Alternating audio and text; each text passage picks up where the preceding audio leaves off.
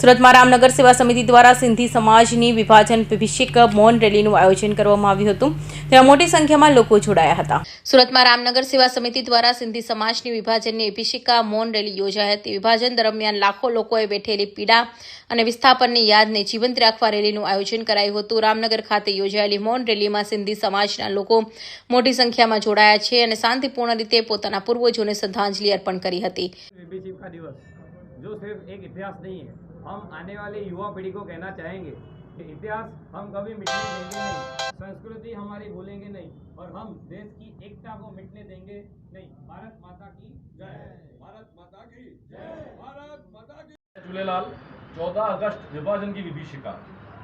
1947 में जब बंटवारा हुआ तब भारत और पाकिस्तान के बंटवारे के समय बंगाल को 2 हिस्सों में बांटा गया, पंजाब को 2 हिस्सों में बांटा गया।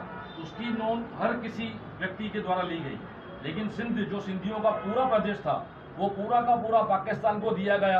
किसी भी सिंधी द्वारा और नए किसी भी नेता द्वारा इस बात का विरोध किया गया, तो उसका हमें सख्त विरोध है। 1947 में जो सिंधी लोग माइग्रेट होके तो नहीं कह सकता मैं, लेकिन विभाजन की वजह से जो दर दर भटक रहे हैं उसका दुख हमें आज भी है। हम अभी भी सिंध को नहीं भूल पाए हैं। सिंध जो हमारे भले नक्शे में पाकिस्तान के हो, लेकिन आज भी हमारे दिल में है। सिंध, सिंधी और सिंधियत अमर है।